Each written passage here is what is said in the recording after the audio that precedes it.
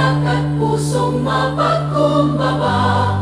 Sa tahanan ng Diyos tayo'y nagtitipon, awit ng papuri sa Kanya'y iaahon.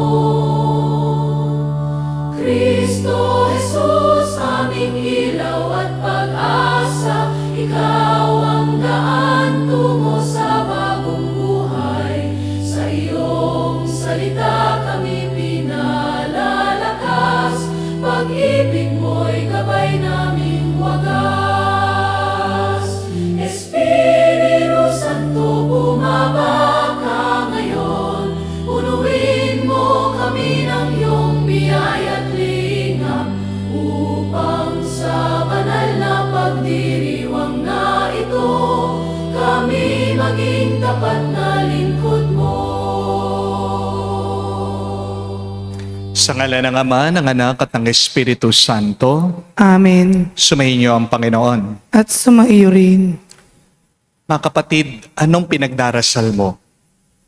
Napakahalagang tanong yan. Kasi kung hindi natin alam kung anong ating gusto, paano ito ipagkakalob ng Diyos sa atin?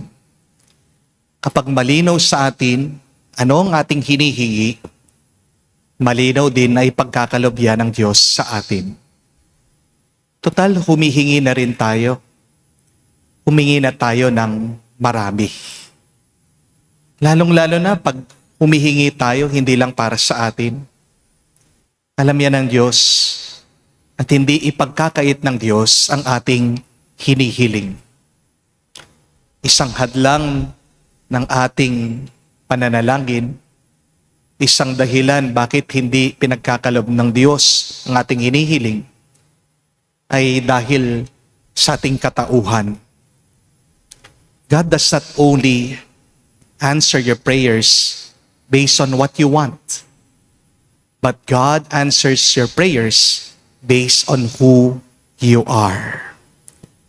Kung may kataasan ng loob, ng iyong puso, kung makasarili ka, yan na nagiging hadlang bakit hindi ka pinagpapala ng Diyos. Kaya naman muli tayong magpakumbaba. Hilingin natin muli ang awa at pagpapatawad ng Diyos.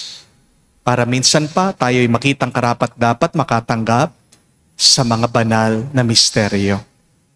Inaamin ko Sa makapangyarihang Diyos at sa inyo mga kapatid, na lubha akong nagkasala sa isip, sa salita, sa gawa, at sa aking pagkukulang. Kaya isinasamo ko sa mahal na Birheng Maria, sa lahat ng mga anghel at mga banal, at sa inyo mga kapatid, na ako'y ipanalangin sa Panginoong ating Diyos. Kawan tayo na makapangyarihang Diyos. Patawarin tayo sa ating mga kasalanan. Patnubayan tayo sa buhay na walang hanggan. Amen. Panginoon, kaawaan mo kami. Panginoon, kaawaan mo kami. Kristo, kaawaan mo kami. Kristo, kaawaan mo kami. Panginoon, kaawaan mo kami. Panginoon, kaawaan mo kami. Manalangin tayo. Ama namin makapangyarihan, lakas ka ng mga walang inaasahan kung hindi ikaw. Ang pagluhog namin ay iyong pagbigyan, sapagkat kami mga tao lamang. Napawang mahihina kapag iyong iniiwan. Kaya naman kami lagi mong tulungan upang sa pagtupad ng iyong mga kautusan, ikaw ay aming mabigyang kasiyahan. Sa aming iniisip at ginagawa araw-araw, sa pamamagitan ni Jesucristo kasama ng Espiritu Santo, magpa sa walang hanggan. Amen.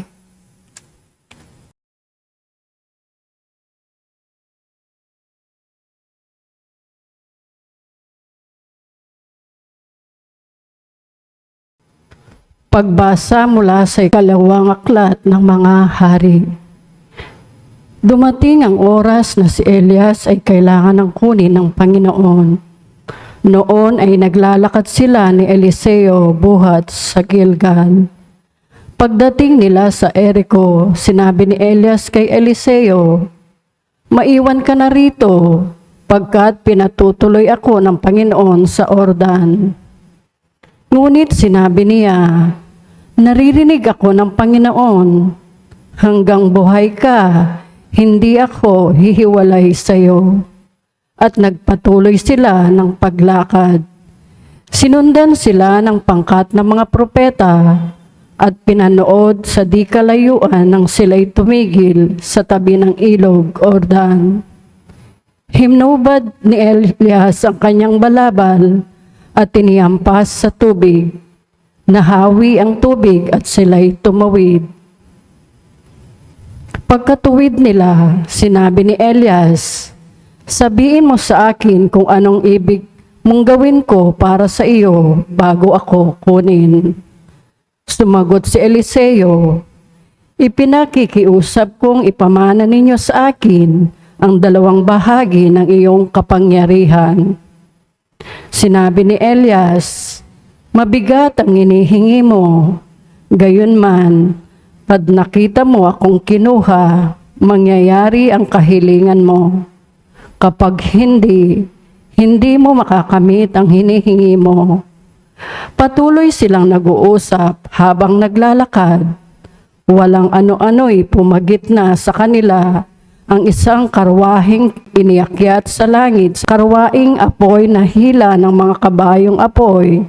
Nagkahiwalay sila ni Elias. Si Elias ay iniakyat sa langit sa pamamagitan ng ipo-ipo. Ito'y kitang-kita ni Eliseo.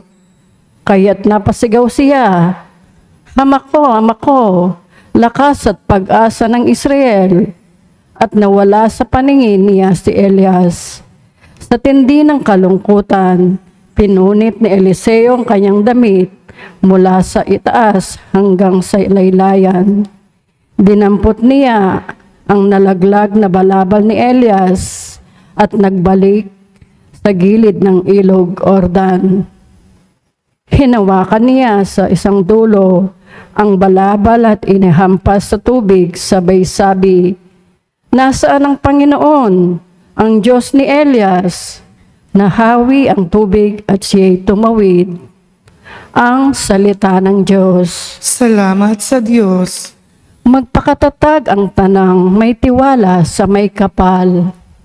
Magpakatatag ang tanang may tiwala sa may kapal.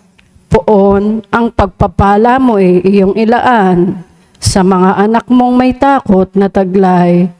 Kagilagilas malasin ninuman ang pagkalinga mo sa mga hinirang na nagtiwala sa iyong pagmamahal. Magpakatatag ang tanang may tiwala sa may kapal. Iyong kinalinga at iningatan mo laban sa hadhika ng masamang tao. Dinala sa ligtas na dakong kublihan upang di mahamakin ng mga kaaway. Magpakatatag ang tanang may tiwala sa may kapal. Mahalin ang puon ng mga hinirang, ang lahat ng tapat na mga nilalang. Ang tapat sa kanya ay iingatan, ngunit ang palalo'y pinarurusahan. Magpakatatag ang tanang may tiwala sa may kapal.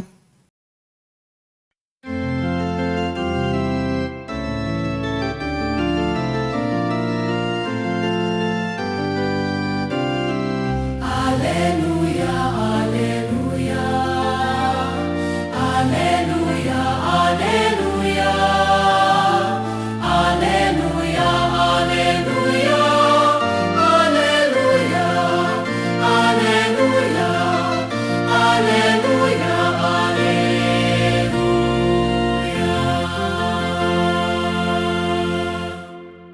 Aleluya, aleluya. Ang sa akin nagmamahal, tutupad sa aking aral. Ama't ako'y mananahan. Aleluya, aleluya. Sumainyo ang Panginoon. At sumaiyo rin. Ang mabuting balita ng Panginoon ayon kay San Mateo. Papuri sa iyo, Panginoon. Nung panong yun, sinabi ni Jesus sa kanyang malagad, pag-ingatan ninyo na huwag kayong maging pakitang tao lamang sa paggawa ninyo ng mabuti. Pag ganyan ang ginagawa ninyo, wala kayong matatamong gantimpala buhat sa inyong amang nasa langit. Kaya nga kapag naglilimos ka, huwag mo nang ipagmagkaingay ito. Katulad ng ginagawa ng mga mapag-imbabaw doon sa sinagoga at sa mga lansangan. Ginagawa nila ito upang purihin sila ng mga tao. Sinasabi ko sa inyo, tinanggap na nila ang kanilang gantimpala. Ngunit kung naglilimos ka, huwag mo nang ipaalam ito kahit sa iyong pinakamatalik na kaibigan upang malihim ang iyong paglilimos. At gagantihan ka ng iyong amang nakakakita ng kabutihang ginagawa mo ng lihim. At kapag nananalangin kayo, huwag kayong tumulad sa mga mapag-imbabaw. Mahilig silang manalangin ng patayo sa mga sinagoga at sa mga panukalang daan upang makita ng mga tao. Sinasabi ko sa inyo, tinanggap na nila ang kanilang gantimpala. Ngunit kapag mananalangin ka, pumasok ka sa iyong silid at isara mo ang pinto. Saka ka manalangin sa iyong amang hindi mo nakikita at gagantihan ka ng iyong amang nakakakita ng kabutihang ginagawa mo ng lihim. Kapag nag-aayuno kayo, huwag kayong magmukhang malungkot tulad ng mga mapag-imbabaw. Hindi sila nag-aayos upang malaman ng mga tao na sila'y nag-aayuno. Sinasabi ko sa inyo, tinanggap na nila ang kanilang gantimpala. Kapag ikaw ay nag-aayuno, magayos ka ng buhok at maghilamos upang wag mapansin ng mga tao na nag-aayuno ka. At ang iyong amang hindi mo nakikita, ang siya lamang makakaalam nito. Siya na nakakakita ng kabutihang ginagawa mo ng lihim, ang gaganti sa iyo. Mga kapatid, ang mabuting balita ng ating Panginoon. Pinupuri ka namin, Panginoong Hesukristo. Magandang araw po muli sa inyong lahat. Ang sikat na motivational speaker na si Tony Robbins, kwento po niya, nung minsan po pagkatapos siyang kumain sa isang restaurant, sinalubong daw po siya ng isang pulubi na nagpapalimos. Sabi po ng mahirap, pwede po bang makahingi ng kahit isang sentimo lang, kahit konting pera lang? At tinanong po siya ni Tony Robbins, yun lang ba ang gusto mo? Opo, sabi po nitong mahirap. Kahit konting pera lang, masaya na po ako, makakakain na po ako. Napailing daw po itong inspirational speaker. Dahil sabi niya sa kanyang sarili, kung humiling lang ng mas marami itong pulubi, mas marami pa sana ang aking ibibigay sa kanya. Hindi lang pera. Kung hindi, tuturuan ko pa siya kung paano kumita at kung paano magtagumpay sa buhay. Yan ang problema po sa atin. We receive little because we ask little. Kaunti ang ating tinatanggap kasi kakaunti lang ang ating hinihingi. Amen? Ang akala po kasi natin, humility o pagpapakumbaba ang paghingi ng kakaunti. Nahihiya kasi tayo na kapag humingi tayo ng marami, baka tawagin tayong gahaman, matakaw, at makasarili. Oo, kung humihingi ka ng marami para lang sa iyong sarili, kasakiman yan. Pero kung humihingi ka ng marami para mas marami kang maibigay, hindi kasalanan yan. Amen? Kung humihingi ka ng dobleng biyaya upang mas marami kang matulungang tao, masama ba talaga ito? Hindi po ba ito ang ginawa ni Propeta Eliseo sa unang pagbasa? Balikan niyo man po ang kwento. Bago daw po kinuha ng Diyos si Propeta Elias at dinala sa langit, tinanong ni Elias si Eliseo, ano ang magagawa ko para sa iyo bago ako kunin ng Panginoon? At alam niyo po kung anong sinagot ni Eliseo? Hindi po siya humingi ng pera. Hindi siya humingi ng katanyagan. Hindi rin siya humingi ng mahabang buhay.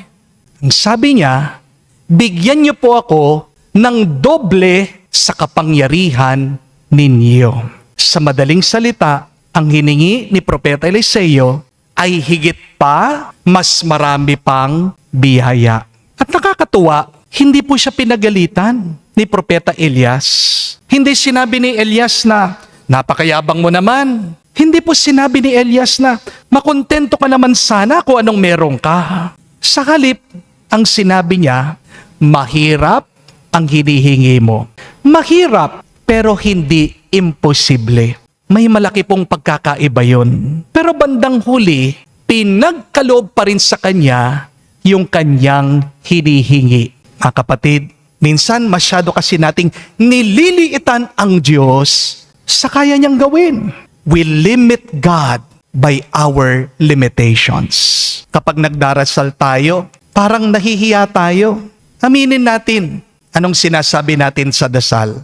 Lord, kahit konting pangbayad lang ng utang, bigyan mo naman ako.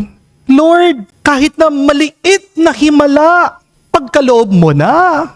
Lord, kahit na konting kagalingan lang, sapat na sa akin. Lord, kahit na makaraos lang ako, okay na sa akin. Pero bakit maliit lang ang ating hinihingi kung ang Diyos ay makapangyarihan naman? Hindi po ba? Bakit tayo humihingi ng patak kung ang Diyos ay karagatan? Bakit po tayo humihingi ng kapiraso kung ang Diyos ang may-ari ng buong tinapay? Minsan, hindi ang Diyos ang may limitasyon. Tayo ang naglalagay ng limitasyon sa Diyos. Amen? May nagsabi nga po, if God is small in your mind, your faith will also be small in your heart. Kung linilimitahan mo ang Diyos, para na rin sinasabi mong hindi siya Diyos. Hindi po ba? Dahil ang tunay na Diyos ay higit pa sa iyong iniisip. Mas dakila ang Diyos kaysa sa ating mga pangarap. Mas malaki ang grasya ng Diyos kaysa sa ating mga problema. Mas malakas ang Diyos kaysa sa ating mga takot. Kaya nga po, sabi ni San Pablo sa mga tao ng Efeso, God is able to do immeasurably more than all that we ask or imagine. Pansinin niyo po, hindi lang niya sinabi more. Ang sinabi niya, immeasurably more. Higit pa sa kaya mong isipin. Higit pa sa kaya mong hilingin. Higit pa sa kaya mong pangarapin. Kaya nga po, mga kapatid, huwag kang matakot humingi. Don't be cheap in asking God because we have a kind and generous God. Amen? Tandaan niyo po, hindi po masamang humingi ng higit kung ang layunin mo naman ay higit na makapaglingkod. Amen? Hindi po masamang humingi ng dobling biyaya kung ang hangarin mo ay mas mapalapit sa Diyos. Kaya nga po, magandang dasal, sabihin mo ngayon, Lord, bigyan mo ako ng dobling pasensya. Lord, bigyan mo ako ng dobling pagmamahal. Lord, bigyan mo ako ng dobling pananampalataya. Lord, bigyan mo ako ng dobling tapang. Lord, bigyan mo ako ng dobling pagpapala para mas marami pa ang aking matulungan. Ang problema po kasi ng napakarami sa atin, hindi tayo humihingi ng sobra-sobra. Amen? Ang problema, kulang palagi ang ating hinihiling. Kamukha po nung anak ng mayaman. Minsan binigyan po nitong ama ng blankong tseke yung kanyang anak. At sabi po ng ama, anak, sulat mo magkanong kailangan mo. At ito pong batang maliit, alam niyo magkanong sinulat niya doon sa tseke? 10 piso, 10 pesos. Na makita ng ama, natawa siya. Hindi po dahil malaki ang hinihingi ng kanyang anak, kundi dahil hindi alam ng anak niya kung gaano kayaman itong tatay niya. Ang kapatid, minsan tayo yung batang maliit na yon, hindi po ba? Baka nakakalimutan natin, tayo'y anak ng hari ng langit. Baka nakalimutan mo, tayo'y mga anak ng Diyos. Siyang lumikha ng araw, ng bituin, ng langit, ng dagat, ng mga bundok, ng buong mundo. Pero kapag humihingi tayo, Parang 10 piso lang. Kapag nagdarasal tayo, kakaunti lang ang ating sinasabi sa Kanya. Parang nakalimutan natin kung sino ang Diyos na ating sinasamba. Kaya ngayon pong araw, harinawa maging katulad tayo ni Propeta Eliseo. Lakihan naman natin ang ating pananampalataya. Lakihan naman natin ang ating paghingi sa panalangin. Lakihan naman natin ang ating pangarap. Wala pong bayad ang pananalangin, ang pananampalataya sa Diyos. Pero marami itong balik sa atin. Amen? Huwag tayong mahiyang humingi. Humingi tayo ng dobleng biyaya, dobleng pananampalataya, dobleng pag-asa, dobleng pagmamahal, dobleng lakas. At huwag tayong matakot dahil tandaan po natin, hindi kasalanan humingi ng malaki sa isang Diyos na makapangyarihan at walang hanggan. Sapagkat ang Diyos, hindi po siya nauubusan ng biyaya. At kung minsan, ang pinakahadlang sa ating himala ay hindi ang kakulangan ng kapangyarihan ng Diyos, kundi ang liit ng ating hinihingi. Kaya huwag niyo pong kalimutan, palagi niyong tandaan, humingi ka ng marami, mas marami kang tatanggapin. Siksik, liklig, umaapaw. Amen. Tumayo po tayo. Manalangin tayo sa Diyos ng katotohanan at pag-ibig para sa mga biyaya ng katotohanan at katapatan sa simbahan at sandaigdigan. Ating sabihin, Panginoon, dinggin mo kami. Panginoon, dinggin mo kami. Ang simbahan naway isaloob ang gawain at misyon ng pagpapanibago upang malinaw na maunawaan ng lahat si Kristo. Manalangin tayo sa Panginoon. Panginoon, dinggin mo kami. Ang mga pari at mga relihiyoso naway maging mga masigasig na tagapagpahayag ng Ebanghelyo sa pamamagitan ng pagsaksi sa kanilang sariling buhay. Manalangin tayo sa Panginoon. Panginoon, dinggin mo kami.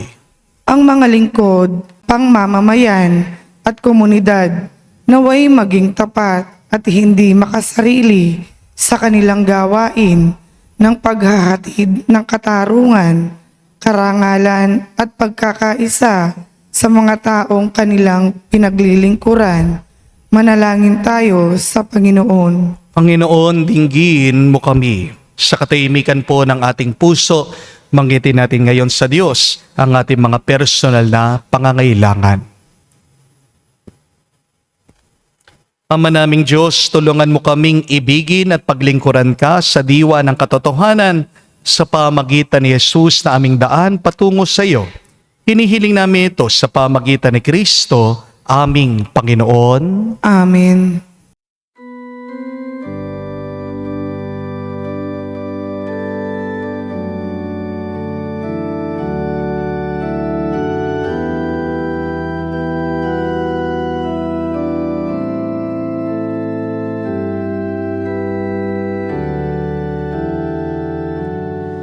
Handog namin sa iyo, Ama, ang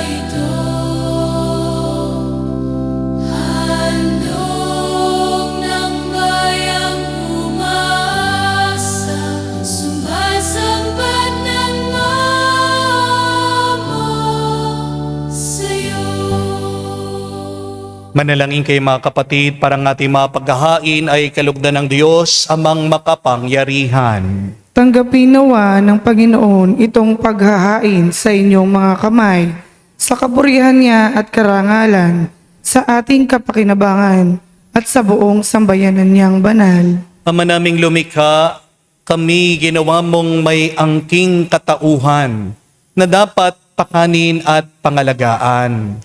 At iyong dinudulutan ng banal na pakikinabang, pagkaloob mong kami huwag magkulang sa mga inuukol mo sa aming kapakanan, sa pamagitan ni Jesucristo kasama ng Espiritu Santo, magpa sa walang hanggan. Amen. Sumainyo ang Panginoon. At sumaiyo rin. Itaas sa Diyos sa inyong mga puso at diwa. Itinaas na namin sa Panginoon. Pasalamatan natin ang Panginoong ating Diyos. Marapat na siya ay pasalamatan. Ama naming makapangyarihan, tunay nga marapat ikaw ang aming pasalamatan.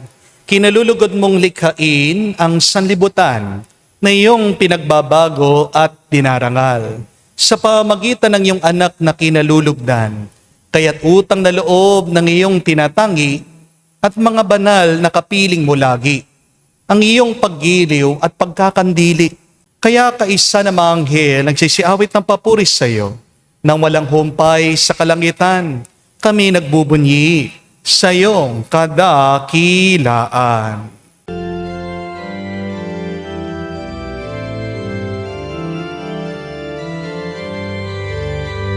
Santo, Santo, Santo, Panginoong Diyos ng mga hukbo, napupuno ang langit at lupa ng kadakilan mo.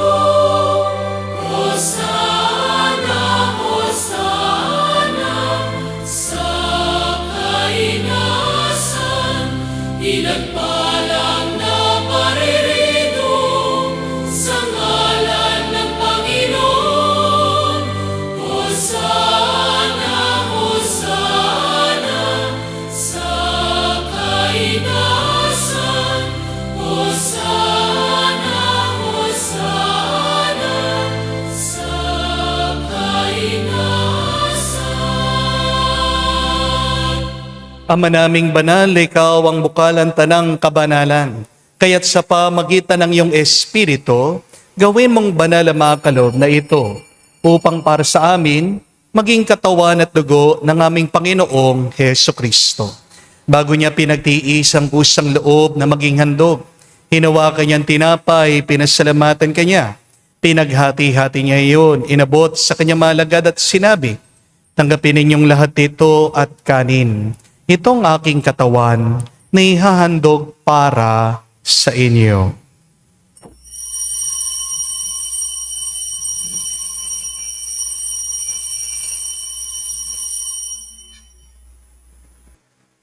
Gayon din naman na matapos ang hapunan, hinawakan niyang kalis. Muli kanyang pinasalamatan. Nabot niyang kalis sa kanyang malagad at sinabi, tanggapin ninyong lahat ito at inumin. Ito ang kalis ng aking dugo, ng bago at walang hanggang tipan. Ang aking dugo na ibubuhos para sa inyo at para sa lahat, sa ipagpapatawad ng mga kasalanan. Gawin ninyo ito sa pag-alaala sa akin.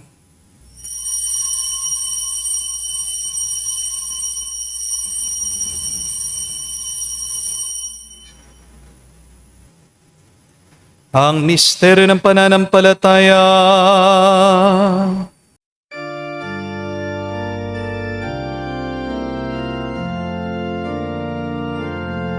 Si Kristo ay namatay, si Kristo ay nabuhay,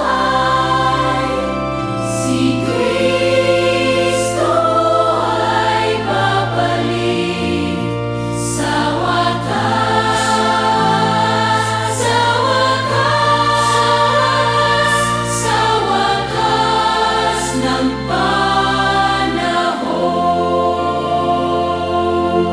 Ama, ginagawa namin ngayon ang pag-aalaala sa pagkamatay, muling pagkabuhay ng iyong anak. Kaya tinialay namin sa iyong tinapay nagbibigay buhay at ang kalis sa nagkakaloob ng kaligtasan. Kami nagpapasalamat dahil kami yung minarapat na tumayo sa harap mo para maglingkod sa iyo. Sinasamo namin kami magsalo-salo sa katawan at tugon ni Kristo ay mabuklod sa pagkakaisa sa pamagitan ng Espiritu Santo. Amalingapin mong yung simbahan laganap sa buong daigdig. Puspusin mo kami sa pag-ibig. Kaisa ni Leon ang aming Santo Papa, si Florentino aming Arsobispo ng Tanang Kaparian. Nalalahanin mo rin ang aming mga kapatid na nahimlay may pag-asang sila'y muling mabubuhay. Gayon din naman lahat ng mga pumanaw. Kaawaan mo't sila't patuloyin sa iyong kaliwanagan. Kaawaan mo't pagindapatin kaming lahat. Makasalo sa iyong buhay na walang wakas. Kaisa na mahal na Birhen Maria, Ina ng Diyos. Kaisa ni San Jose ang kanyang malwalhating esposo. Kaisa ng mga apostol, lahat ng mga banal, na namuhay dito sa daigdig na kalugod-lugod sa iyo. May pagdiwang nawa namin ang pagpupuri sa ikararangal mo sa pamagitan ng iyong anak, aming Panginoong Heso Kristo. Sa pamamagitan ni Kristo, kasama niya at sa Kanya, ang lahat ng parangal at papuri ay sa iyo, Diyos Ama, makapangyarihan, kasama ng Espiritu Santo, magpasawalang hanggan. Amen. Amen. Amen.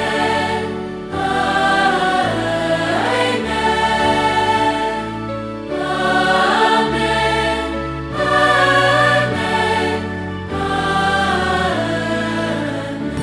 Sa nakagaling na utos sa turo ni Jesus sa Panginoon natin at Diyos, ipahayag natin ang lakas, loob.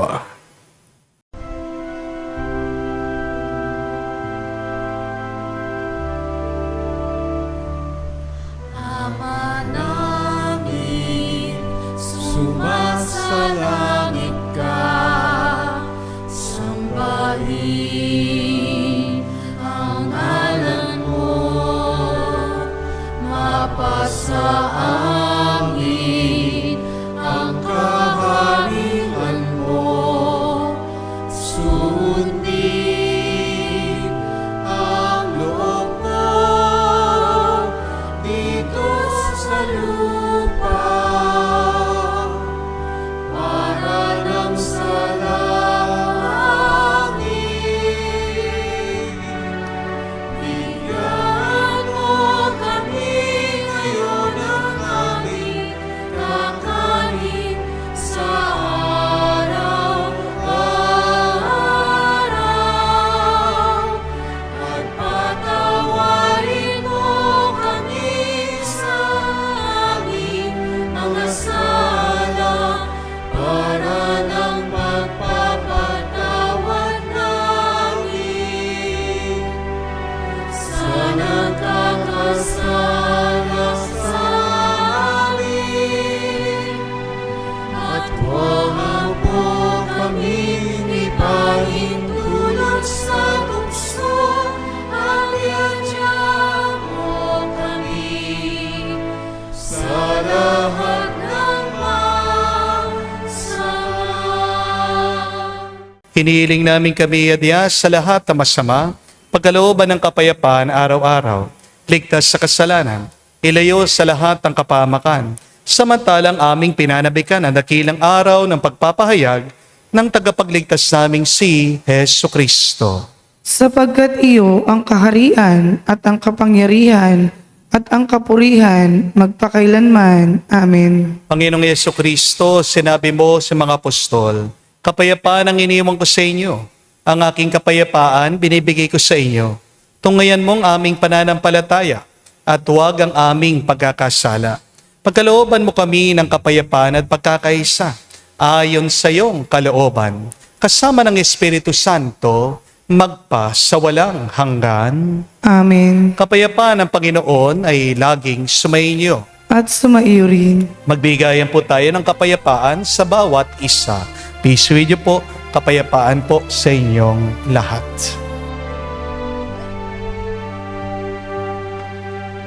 Kordero ng Diyos,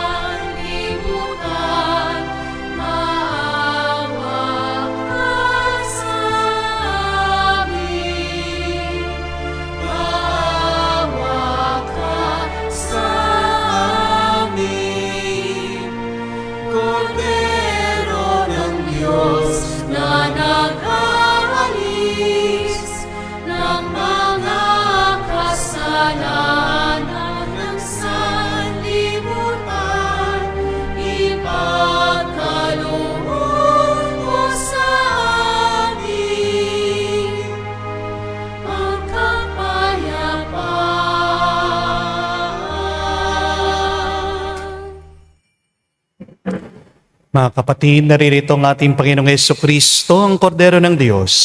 Siya nag-aalis sa mga kasalanan ng sanlibutan. Mapalad tayong lumalapit sa piging ng Kordero. Panginoon, hindi ako karapat-dapat na magpatuloy sa iyo, ngunit sa isang salita mo lamang ay gagaling na ako.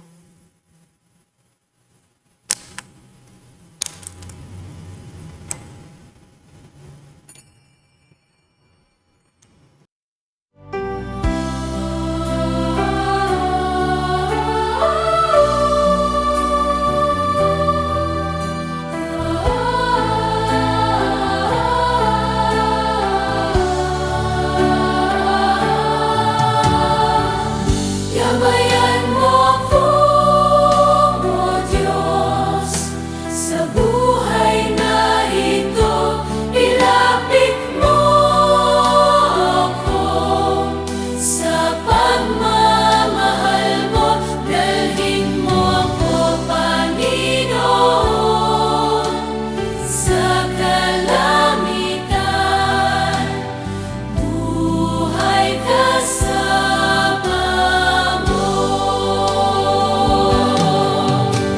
Alam mong pagkatao ko, wala akong matatago. Alam mong aking isipan. Alam ang lahat ng ginagawa ko, O Diyos. Manalangin tayo. Gabayan mo ako, O Diyos, sa buhay na ito. Ilapit mo ako sa pagmamahal mo. Dalhin mo ako, Panginoon, sa kalamitan. Buhay kasama mo. Buhay kasama mo. Manalangin tayo. Ama namin mapagmahal, ang pinagsaluhan naming banal na pakikinabang na nagpapahiwatig ng iyong pakikisa sa tanang nariritong nakikipagdiwang ay magdulot nawa ng pagkakaisa sa iyong sambayanan. Sa pamagitan ni Jesucristo kasama ng Espiritu Santo, magpa sa walang hanggan. Amen. Muli po, mga kapatid, tandaan niyo, hindi masamang humingi ng marami sa Diyos, lalong-lalo na kung humihiling ka para sa iba. Huwag tayong mahiya na humingi ng doble, lalong-lalo na kung ang intensyon mo ay tumulong. Mahiya ka kung humihingi ka lang para sa iyong sarili. Ang kasalanan ay pag humihingi ka dahil meron kang maling intensyon. Kapag gusto mong maunahan o malampasan ang iba. Pero kung humihingi ka para sa iyong mga anak, humihingi ka para sa iyong minamahal sa buhay, humihingi ka para sa ibang tao, hindi masama ito. Kaya nga po ako, gabi-gabi, itong aking hinihingi, dobleng lakas, dobleng inspirasyon, dobleng katalinuhan. Dahil alam ko, marami po mga tao ang sumusubaybay sa ating mga misa. Alam ko ang ating mga misa ay ang pagkain ng kanilang kaluluwa. At walang mintis, bawat umaga, ako po'y pinapalakas ng Diyos. Ako'y pinasisigla niya. Kaya lumapit ka sa Diyos na may pananampalataya. Ano yung doble na gusto mong hilingin sa Kanya? Huwag nang dobleng bilbil ha. Mga dobling pagpapala na tunay na makakatulong sa iyong paglilingkod, sa iyong pagmamahal. Hingin mo ito, maghintay ka, maniwala ka, at ipagkakaloob ng Diyos sa iyo ang grasyang sobra-sobra. Sumainyo ang Panginoon. At sumaiyo rin. At kayo'y basbasan ng Diyos, makapangyarihan sa lahat, sa ngalan ng Ama, ng Anak, ng Espiritu Santo. Amen. Ang ating misa'y natapos na, humayo tayo sa kapayapaan ni Kristo. Salamat sa Diyos.